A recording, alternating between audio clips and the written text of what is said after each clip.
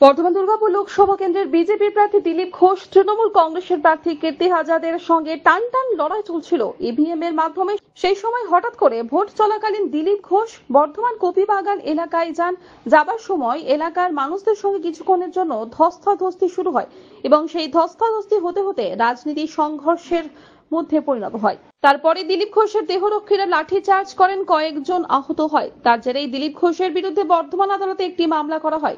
সেই মামলার জেরে আজকে তার বর্ধমান আদালতের ডেট পড়ে। আজ তার জামিন নিতে বর্ধমান আদালতে এলেন দিলীপ ঘোষ, জানালেন আইনজীবী আশিস কুমার পাল। তো যেহেতু কমপ্লেন হয়েছে, আইনকে সম্মান জানানো বা আইনের সমস্ত বিষয়কে মান্যতা দেওয়া, এটা ভারতীয় জনতা পার্টির একটা পার্ট।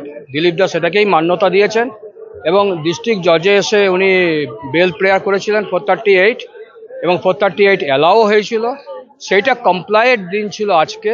তো সিজিএম কোর্টে উনি সারেন্ডার করে 438 যেটা কমপ্লাই করার পদ্ধতি উনি সেটা সম্পূর্ণ করেছেন।